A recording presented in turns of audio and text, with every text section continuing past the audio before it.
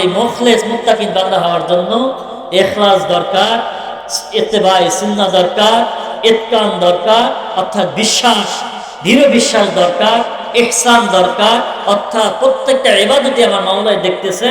5 number সোহবতে Salehin দরকার, প্রত্যেকটা ইবাদতে 6 নাম্বার জিদ দরকার, আগ্রহ দরকার, প্রবল আগ্রহ দরকার।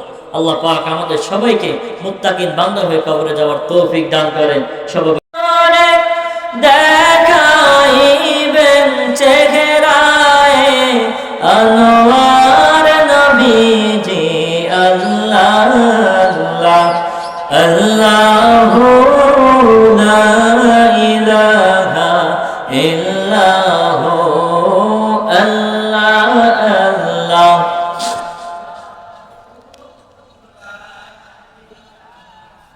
ইল্লাহু আল্লাহ আল্লাহ আল্লাহু।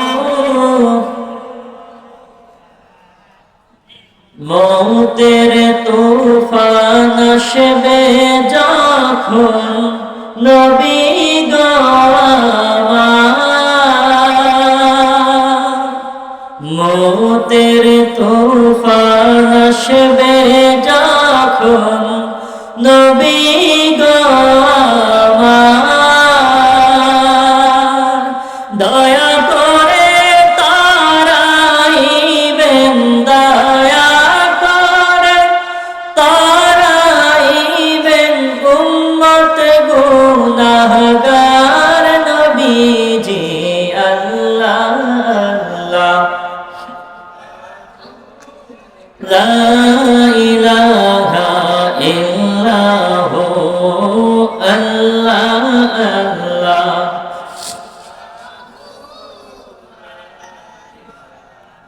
লা ইলাহা ইল্লাল্লাহ লা ইলাহা ইল্লাল্লাহ লা ইলাহা ইল্লাল্লাহ লা ইলাহা ইল্লাল্লাহ সুবহানাল্লাহ আলহামদুলিল্লাহ লা ইলাহা ইল্লাল্লাহ লা ইলাহা ইল্লাল্লাহ লা ইলাহা ইল্লাল্লাহ লা ইলাহা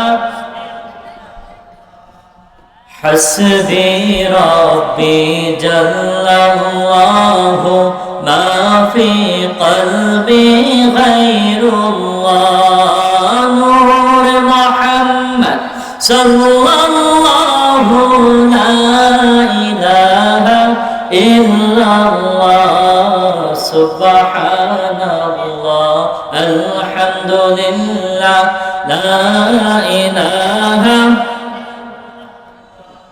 لا إله إلا الله لا إله إلا الله لا إله إلا الله محمد رسول الله صلى الله عليه وسلم الله حاضرين الله ناظرين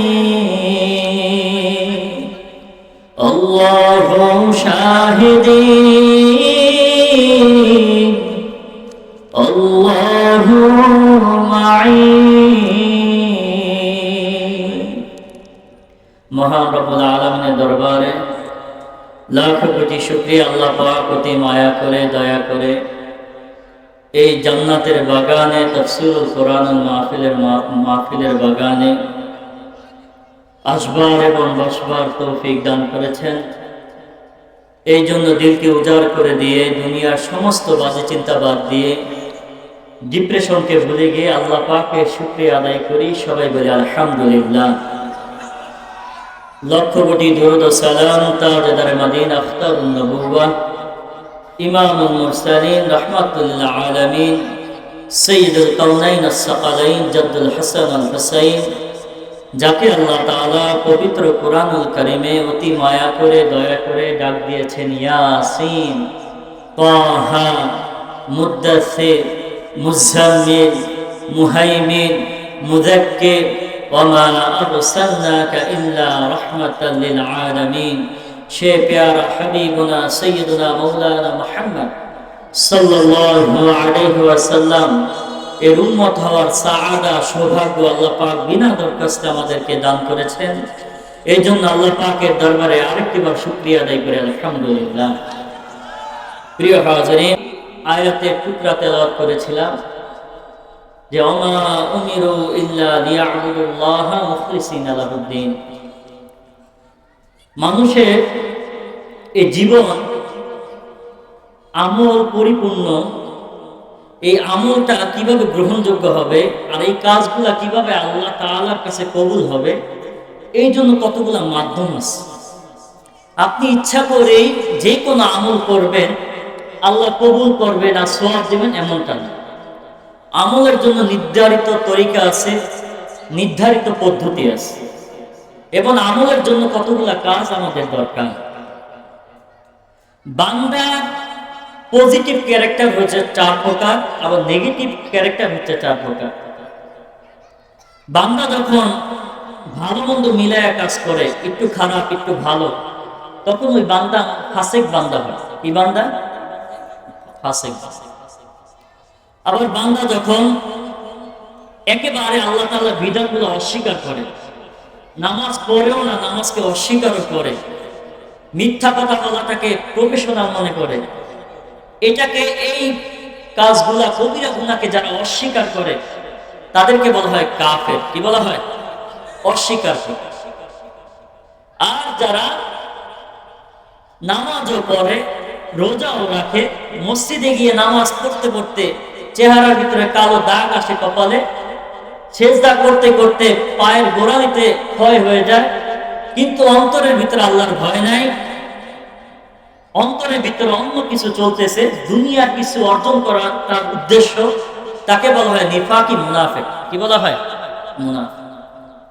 আর এক প্রকারের নেগেটিভ বান্দা হচ্ছে যারা আল্লাহ বাদে অন্য কাউকে গায়রুল্লাহ সাব্যস্ত করে, আল্লাহ বাদে অন্য কারো ইবাদত করে, তাদেরকে বলা হয় মুশরিক। কি বলা হয়? তো বান্দার ক্যাটাগরি নেগেটিভ কয়টা? 4টা। ফাসিক, কাফের, মুনাফিক, মুশরিক। কেউ কেউ আবার মুশরিকের চেয়ে মুনাফিককে আরো খারাপ বলছে। আবার পজিটিভ ক্যারেক্টার বান্দার 4টা। কয়টা? 4টা। পজিটিভ ক্যারেক্টার বান্দা যখনই ঈমান আনে, শুধুমাত্র পৈতৃক হোক, জন্মগতভাবে হোক, যেভাবে হোক, ঈমান আনছে, মুসলমান হয়ে গেছে। কি হয়ে গেছে? এখন নামের মুসলমান তো আমরা অনেক, কিন্তু মুসলমান হওয়ার পরেও সে ঈমানের যে মূল নীতিগুলো আছে, মূল বিষয়গুলো আছে, ওগুলার প্রতি বিশ্বাস করে, আল্লাহর প্রতি, রাসূলের প্রতি, আখিরাতের প্রতি, তাকদীরের প্রতি, কবর, জান্নাত, জাহান্নাম, এই যে ঈমানের যে মৌলিক বিষয়গুলো আছে, এগুলার প্রতি যখন তিনি বিশ্বাস করে, তখন তিনি মুমিন বান্দা হন। কি বান্দা হন? মুমিন। আর মুমিন বান্দা যখন ইখলাস নিয়ে ইবাদত করে, আল্লাহর সন্তুষ্টির জন্য ইবাদত করে, তখন তাকে মুখলেস বলে। কি বলে? মুখলেস।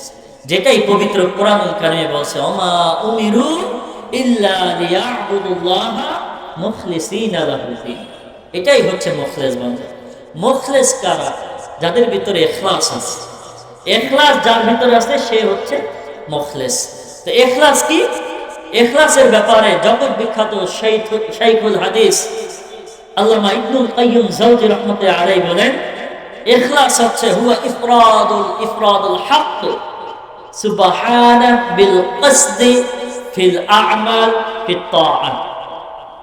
অর্থাৎ ইবাদতের ক্ষেত্রে একমাত্র আল্লাহকে ইবাদত করে যে ব্যক্তি ইবাদত করে, ওই ব্যক্তিকেই মুখলেস বলে। সুবহানাল্লাহ। একমাত্র আল্লাহর ইবাদত করে, অন্য কোনো উদ্দেশ্য নেই। দুনিয়া তাকে ভালো বললো কিনা, খারাপ বললো কিনা, সে কেমন, এটা সে জানতেও চায় না, সে আল্লাহর জন্যই ইবাদত করে। আর ইবাদত করতে করতে যখন আল্লাহর ভয় তার ভিতরে ঢুকে যায়, তখন সে মুত্তাকিন হয়ে যায়। সুবহানাল্লাহ, কি হয়ে যায়? মুত্তাকিন হয়ে যায়। কেউ কেউ মুখলেসকে পরে রাখছে, মুত্তাকিনকে আগে রাখছে। কেউ কেউ আবার মুত্তাকিনকে পরে রাখছে, মুখলেসকে আগে রাখছে। কিন্তু বান্দার ক্যারেক্টার আমলের মাধ্যমে মুখলেস আর মুত্তাকিন হয়ে যাবে। নামে মুসলমান তো আমরা অনেকেই, নামে মুসলমান। এখন আমি আল্লাহর রহমতে নামে মুসলমান হইলাম, কিন্তু কামে আমার কোনো কিছুই নাই। কিয়ামতের ময়দানে আমার কোনো কাজই আসবে না। আজকের এই আলোচনা করব কিভাবে একজন মুসলমান এই মুখলেস এবং মুত্তাকিন বান্দা হইতে পারে। শুনবেন তো ইনশাআল্লাহ? আল্লাহ পাক আমাদের সবাইকে শোনার এবং আমল করার তৌফিক দান করেন। সবাই বলে আমিন। জীবনকে রাঙ্গাতে, মানুষের জীবনটাকে ফলপ্রসূ আমল করার জন্য কয়েকটা কাজ করা দরকার। এক নাম্বার তো কাজ বললাম, প্রত্যেকটা আমলের ভিতরে ইখলাস থাকা দরকার। কি থাকা দরকার? ইখলাস। ইখলাস, আপনি আল্লাহর ভয় আছে, আপনি অনেক আল্লাহকে ভয় করেন, কিন্তু ইখলাসের সাথে সাথে দ্বিতীয় নাম্বার যে প্রকারটা আমি বলবো সেটা হচ্ছে ইত্তেবাউস সুন্নাহ, সুন্নাহকে অনুসরণ করা। আপনি জানেন কিন্তু সুন্নাহ পদ্ধতি জানেন না, তাহলে ওই ইবাদতটা কোনো কার্যকর হবে না। আমার রাসূল কিভাবে করতে বলেছেন, কিভাবে খেতে বলছেন, কিভাবে নামাজ পড়তে বলছেন, কিভাবে আদব দেখাতে বলছেন, এগুলা সুন্নাত মোতাবেক হইতে হবে। আপনি মন গড়া হইলে হবে না। ইত্তেবাউস সুন্নাহ, সুন্নাহকে ভালোবেসে বেশে ইখলাস করতে হবে। সুন্নাতের অনুসরণ করে করে ওই সুন্নাত অনুসরণ করবে, প্রত্যেকটা সুন্নাতটা ইখলাস মোতাবেক আমল করতে হবে। তিন নাম্বার পদ্ধতি হচ্ছে ইহসান থাকতে হবে। হাদিসে জিবরিলের ভিতরে যখন আল্লাহ রাসূলকে জিজ্ঞাসা করছে আখবিরনি আনিল ইহসান, তখন আল্লাহ রাসূল বলছে আনতা আবুদাল্লাহ কাআন্নাকা তারাহু ফাইন লাম তাকুন তারাহু ফাইন্নাহু ইয়ারাক। ইহসান হচ্ছে তুমি এমন ভাবে ইবাদত করো যেন তুমি মাওলাকে দেখতেছো, আর যদি তুমি মাওলাকে না দেখো তাহলে এইটা নিয়ে ইবাদত করো যে অবশ্যই মাওলা তোমাকে দেখতেছেন। সুবহানাল্লাহ, এটা হচ্ছে ইহসান। তাহলে ইবাদতের ক্ষেত্রে ইহসান দরকার কি? কারণ প্রত্যেকটা ইবাদতের ভিতরে 24 ঘন্টায় বান্দা মনে করবে আল্লাহ আমাকে দেখতেছেন। সুবহানাল্লাহ, আল্লাহ আমাকে দেখতেছেন, আল্লাহ আমাকে দেখতেছেন। আল্লাহ তাআলা এই দেখার বাইরে আমি কোনো কাজ করতে পারবো না। আল্লাহ তো সামিউন বাসীর, আল্লাহ তাআলার কাছ থেকে কোনো ফাঁকিবাজি আমি করতে পারবো না। এই ফাঁকিবাজি করতে পারবো না, গোপনে করি প্রকাশ্যে করি, প্রত্যেকটা গুনার কাজই আল্লাহ তাআলা জানেন, দেখতেছেন। এইটা মনে করে বাদ দেওয়া কি বলে ইহসান। সুবহানাল্লাহ। তো ইবাদতের ভিতরে কি থাকতে হবে? ইহসান থাকতে হবে। কি থাকতে হবে? ইহসান। 4 নাম্বার, ইবাদতের ভিতরে সংক্ষিপ্তভাবে বলতেছি যেহেতু আমি বেশি সময় নেব না। 4 নাম্বার, ইবাদতের ক্ষেত্রে ইতকান থাকা দরকার।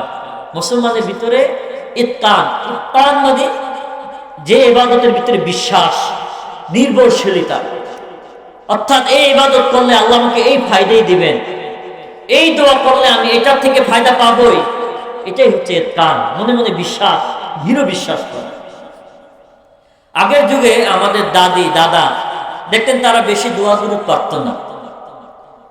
আপনার আমার মতো এত বড় আলেম না, কিন্তু তারা যখন মক্তব থেকে একটা দোয়া শিখছে, বলছে এই দোয়াটা যদি সকালে ফজরের পর, সূর্য উদয়ের আগে, মাগরিবের পর, যদি আওয়াবিন নামাজের পর কেউ যদি এই দোয়াটা পড়ে তার এই শরীরে ব্যথা থাকবে না।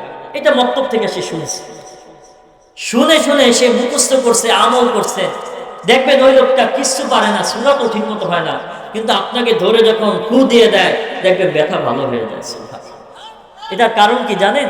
তার ওই দোয়ার ভিতরে আল্লাহ রাসূলের যে দোয়া শিখানো, যে হাদিস, এটা সে মনে প্রাণে ইতকান করছে, আমল করছে। অনেক উলামায়ে কেরামরাও এত পরিমাণ মাসনুন দোয়া জানার পরও ফু দেয়, ফুতে কোনো কি হয় না। আর যে ব্যক্তি ইতকান নিয়ে, দৃঢ় বিশ্বাস নিয়ে ফু দেয় যে হ্যাঁ সূরা ফাতিহা পড়লে অবশ্যই একটা লোক ভালো হবে, আমি নিজেও ভালো হব, এই বিশ্বাস করে যদি আমল করে আল্লাহ অবশ্যই এই কোরআনের আয়াতগুলা তার জন্য শেফা বানায় দেন। এটাই হচ্ছে ইবাদতের ভিতরে কি? ইতকান। 5 নাম্বার, এই ইবাদতের ভিতরে জিদ্দিয়া থাকতে হবে। জিদ্দিয়া মানে কি? জিদ শব্দের বিপরীত হচ্ছে হাজার। হাজার মানে কি? অলসতা। যে ব্যক্তির জীবনের ভিতরে কোনো চিন্তা লক্ষ্য কিছুই নেই, এইসব ব্যক্তিদেরকে আল্লাহ তাআলা ধ্বংস করছে। মুসলমানের এমন হইতে পারে না। মুসলমানের ইবাদতের ভিতরে একটা জিদ থাকতে হবে, ইবাদতের ভিতরে একটা লক্ষ্য থাকতে হবে, ইবাদতের ভিতরে একটা আবেগ থাকতে হবে। মানুষ দেখেন খেলাধুলা পছন্দ করলে কত কঠোর পরিশ্রম করে খেলোয়াড়, আবার যাকে পছন্দ করে কত কষ্ট করে দূরে গিয়ে তার দেখা করতে যায়। এটার কারণ কি? তার মনের ভিতরে একটা জিদ আছে, আগ্রহ আছে যে আমি অমুকের সাথে দেখা করবই। তো মাওলার দিদার পাইতে হইলে, নবীর সুন্নাত নবীর দিদার পাইতে হলে একটা জিদ থাকতে হবে, আপনার লক্ষ্য থাকতে হবে, আমলের ভিতরে ধারাবাহিক থাকতে হবে। আহাব্বুল আমাল ইলাল্লাহি তাআলা আদওয়ামুহু, আল্লাহর কাছে ওই আমলটা সবচেয়ে বেশি প্রিয় যেটা নিয়মিত ধারাবাহিকভাবে করা হয়। সুবহানাল্লাহ। তো এই জিদটা যদি আপনার ভিতরে না থাকে, আপনি সবকিছু দুনিয়ার যে কোনো একটা অর্জনের জন্য কি পরিমাণ আপনার একটা জিদ, বাবা রে বাবা, যে কোনো কাজে আপনি কত আগ্রহ নেন, ঘাম টাম ফালাইয়া দেন, কিন্তু আপনাকে যখনই বলা হয় একটু দুরূদ শরীফ পড়েন 100 বার, একটু জিকির আজকার করেন, 5 ওয়াক্ত নামাজ জামাতে পড়েন, তখন আর এই আমলের জিদটা আপনার ভিতরে, আপনার ভিতরে এই জিদটা নাই, আপনার সন্তানের ভিতরে জিদটা নাই। এই জিদ না থাকার কারণে আমাদের অনেক আমলগুলো ছুটে যায়, প্লাস মাইনাস হয়ে যাচ্ছে। অনেক শায়েখরা আছে এখন ইবাদতের ভিতরে প্লাস মাইনাস ঢুকে গেছে। একজনকে জিজ্ঞাসা করা হয়েছে, দাড়ি না রাখলে কি সে জাহান্নামী? সে তো আরেকবার উত্তর দিতে পারতো, জাহান্নামী না বললেও আরেকবার উত্তর দিতে পারতো। শায়েখ বলতেছে না, দাড়ি না রাখলে 100-র ভিতরে 1 নাম্বার কাটা গেল, আরো তো 99 নাম্বার থাকে, নাউজুবিল্লাহ। অথচ একটা কবিরা গুনাহকে যদি কবিরা গুনাহ না মনে করে কবরে যান, ওইটাই আপনার জন্য আযাব হবে। কি হবে? বরং আপনি তো ইবাদতে জিদ দেখাইতে পারলেন না। আলেম ওলামার কাজ হচ্ছে ইবাদতের আগ্রহ বাড়ানো উম্মতের মাঝে। আমাদের কাজ হচ্ছে কিভাবে আপনাদেরকে মসজিদে আনবো। আর যদি বলি দাড়ি না রাখলে 1 নাম্বার কম হয়েছে, তারপর যদি আপনি ওই পোশাক একটু না করলে 1 নাম্বার কম হয়েছে, আপনি তো 40-এ পাস তো আসেনি, নাউজুবিল্লাহ। এগুলা বলতে বলতে মানুষের মূল যে ইমানের আমল, এটা সব নষ্ট হয়ে যায়। এগুলো অনেক বড় চক্র। ইবলিস কোন ছেলে মেয়ের কাছে আইয়া বলে না আসো দুজনে মিশো, তাইলে কিন্তু মিশতো না। এটা আগে মোবাইলে ঢুকে মেসেঞ্জারে চ্যাট করায়, কথাবার্তা বলায়, ফ্রি হয়, দেখা সাক্ষাৎ করে, তারপর না খারাপ কাজ। যে কোনো কাজ দেখবেন এই শায়েখরা আপনাকে ডাইরেক্ট না করবে না, আস্তে আস্তে আপনার ভিতরে সুন্নাত মাইনাস করতে করতে করতে এক সময় দেখবেন আপনার মুসলমানিত্ব কিছুই নেই, জিদই নাই আপনার ভিতরে। আপনি বিশ্বাস না হলে কাতারে যান, বাহারাইনে যান, দুবাইতে যান, ওরা জুব্বা লাগাইও ডান্স করতেছে, জুব্বা লাগাইও মেয়েদের নিয়ে ঘোরাঘুরি করতেছে। কারণ কি? ওদের ভিতরে ওই গুনার যে কাজ, গুনার যে একটা তীব্র যন্ত্রণা, এটা নাই, যেটা পীর মাশায়েখ গোলরা আমাদেরকে শিখিয়ে গেছে কিভাবে 24 ঘন্টা আল্লাহ ওয়ালা হয়ে থাকা যায়, সকাল সন্ধ্যা কিভাবে আল্লাহ ওয়ালা হওয়া যায়। এগুলো আমাদের আল্লাহর ওলিরা শিখিয়ে গেছে, পীর মাশায়েখরা এই তালিমগুলো দিচ্ছে। যখন আপনার ভিতরে প্লাস মাইনাস ঢুকাবে, জিদ থেকে আপনাকে বের করে দিবে, তখন আপনার এই মুসলমানিত্ব, কই মুখলেস, কই মুত্তাকিন, এগুলো তো দূরে থাক। শেষ পর্যন্ত মুসলমানিত্ব, ঈমান নিয়ে যাওয়াটাই আপনার জন্য দুষ্কর হয়ে যাবে। এটা খেয়াল রাখবেন। যে ব্যক্তি মাইনাস করতে চায় তার সাথে থাকবে, যাকে দেখলে আল্লাহ তাআলার কথা মনে হয়, রাসূলের সুন্নাতের প্রতি আরো আবেগ চলে আসে, ওই সব উলামায়ে কেরামকে আমরা অনুসরণ করি। আর যাদেরকে দেখলে খালি মাইনাস মাইনাস, এটা লাগবে না, ওইটা লাগবে না, এটা বেদাত, ওইটা বেদাত, তারা যদি এগুলা বলতে থাকে, আমরা তাদের কাছে কোনোদিন যাব। এরপর ইবাদতের ভিতরে কি থাকতে হবে? ইবাদতের ভিতরে থাকতে হবে সুহবতে সালিহিন। কি থাকতে হবে? সুহবতে সালিহিন। সাহাবায়ে কেরামদের ভিতরে সবাই আলেম ছিলেন, মুফতি সবাই ছিলেন না, মুহাদ্দিস সবাই ছিলেন, অনেকে লেখাপড়া জানতো না, কিন্তু প্রত্যেকেই আবেদ ছিলেন, প্রত্যেকেই আলেম হয়ে কবরে গেছেন। সুবহানাল্লাহ। এতে কোনো সন্দেহ নেই, কারণ আমার রাসূলের সোহবত তারা পেয়েছেন। সুবহানাল্লাহ। আল্লাহ ওয়ালাদের, আল্লাহর ওলিদের, মুহাদ্দিস, মুফাসসির, মুফতি, যারা বড় বড় দ্বীনের দায়ী আছেন, তাদের সাথে যদি আপনি সোহবতে সময় কাটান, তাদের আমলগুলো আল্লাহ পাক তাদের উসিলা করে আপনার ভিতরে ফিট করে দিবেন। সুবহানাল্লাহ। এই দেশে এমনি এমনি দাঁড়িয়ে আসে না। এই দেশের ভিতরে, হিন্দু এলাকার ভিতরে এমনি এমনি সুন্নতি পোশাক আসে। কুতুবুল আলম নেসারউদ্দিন আহমদ রহমতুল্লাহ আলাইহি, কারামত আলী জৌনপুরি রহমতুল্লাহ আলাইহি, শহীদ আহমদ বেল্লভী রহমতুল্লাহ আলাইহি, নূর মোহাম্মদ নিজামপুরি রহমতুল্লাহ আলাইহি, শাহ ওয়ালিউল্লাহ মুহাদ্দিস দেহলভী রহমতুল্লাহ আলাইহি, এমনি করে মুঈনুদ্দিন চিশতি আজমি রহমতুল্লাহ আলাইহি, যাদের হাতে লক্ষ লক্ষ কোটি কোটি মুসলমান হয়েছে। সুবহানাল্লাহ। এমনি হয় নাই, সোহবতের থেকে। তারা খানকা নিয়ে ব্যস্ত, তারা ওই রাজনীতির মঞ্চ নিয়ে ব্যস্ত ছিল। তারা এমন নূরে নূরান্বিত করেছেন মানুষের কলকে, যারা একবারে বাহিরে ছিলেন সিরাতে মুস্তাকিমের, আবার আল্লাহ তাআলা তাদের এই নজরের কারণে সিরাতে মুস্তাকিমের ভিতরে আল্লাহ তাআলা প্রবেশ করেছেন। সুবহানাল্লাহ। তাহলে সুহবতে সালিহিন থাকতে। তো সালিহিন কারা? শাহ ওয়ালিউল্লাহ মুহাদ্দিস দেহলভী রাহমাতুল্লাহ আলাইহি বলেন, পীর মাশায়েখ নেককার বুজুর্গ কারা? যারা ওই যে আকাশে উঠতে পারে, আপনার কিছু না হইলে আপনাকে অলৌকিকভাবে দেখাই দিতে পারে, এগুলো আল্লাহ ওলির সংজ্ঞা না, এগুলা নেককার লোকের সংজ্ঞা না। শাহ ওয়ালিউল্লাহ মুহাদ্দিস দেহলভী বলেন, নেককার লোকের সংজ্ঞা, পীর হক্কানি পীরের সংজ্ঞা হচ্ছে, যিনি ফরজ কোনোদিন ছাড়েন নাই, ওয়াজিব কোনোদিন ছাড়েন নাই, সুন্নতে ইত্তেবা ছিল, নিয়মিত সুন্নাত আদায় করতেন এবং নফল ইবাদত নিয়মিত আগ্রহ হিসেবে নফলটাও করেন, তিনি হচ্ছেন বড় আল্লাহর ওলি। সুবহানাল্লাহ। এটা হচ্ছে আল্লাহর ওলির সংজ্ঞা। কে কি জাদু দেখাইলো, কে ভালো করে দিল, কে কোন পীর, তালা পীর, গামছা পীর, এগুলা কোনো পরিচয় নেই। পরিচয় একটাই, যিনি শরীয়তের পাবন্দি, যাকে দেখলে আল্লাহ এবং তার রাসূলকে মনে পড়ে, ভয় পায়, অন্তরের ভিতরে গালে হয়, তিনি হচ্ছেন বড় আল্লাহর রাসূল। তাদের সাথে আপনার মিশতে হবে। তাদের সাথে যদি মিশেন, আপনার এই চেহারায় দাড়ি ছিল না, অটোমেটিক দাড়ি ইনশাআল্লাহ রেখে দিবেন। সুবহানাল্লাহ। আপনার ভিতরে সুন্নতি জামাত না, জামা নাই, অটোমেটিক দেখবেন ইনশাআল্লাহ সুন্নতি জামা, নিসফেসাক জামা আপনি পড়তে থাকবেন। সুবহানাল্লাহ। এইটা সোহবতে সালেহিন ছাড়া অন্য কোনো মাধ্যম নাই। অন্য কোনো, ওই মোবাইল দেখে দেখে, বই পড়ে পড়ে এই সুন্নাত আপনি পালন করতে পারবেন। এইটা যদি পালন করতে হয়, সোহবতে সালেহিন, আপনাকে অবশ্যই নেককার পীর মাশায়েখদের কাছে যেতে হবে, ইসলাহ করতে হবে, অন্য কোনো মাধ্যম। কিন্তু পীর মাশায়েখ এগুলা বেদাত বলে বলে আজকে হক্কানি উলামায়ে কেরামদের থেকে সরাই দিতেছে। আমরা ভণ্ডদের বিরুদ্ধে, যেখানে নারী পুরুষ একত্রিত হয়, যেখানে ঢোল বাজনা হয়, শ্যামা গান হয়, ভণ্ডামি হয়, এগুলার বিরুদ্ধে আমরা। এগুলা ভণ্ডামি, এগুলা পীর না, এগুলা কি না, পীর। কিন্তু বাংলাদেশে ফুরফুরা দেওবন্দের কিছু পীর মাশায়েখ আছে, যারা হক্কানি উলামায়ে কেরামরা আছেন, তাদের কাছে আপনারা যান, তাদের কাছ থেকে আপনার ইসলাম হবে, দেখবেন ঈমান আমল নিয়ে কবরে যেতে পারবেন। সুবহানাল্লাহ। এগুলা খেয়াল রাখতে হবে। রজব মাস, মেরাজের রাত সংগঠিত হয়েছে 27শে রজব। উলামায়ে কেরাম, অধিকাংশ উলামায়ে কেরাম 27শে রজবে মেরাজ সংগঠিত হয়েছে বলে উল্লেখ করেছে। মেরাজে আল্লাহ রাসূল সাল্লাল্লাহু আলাইহি সাল্লামকে জান্নাত জাহান্নাম দেখানো হয়।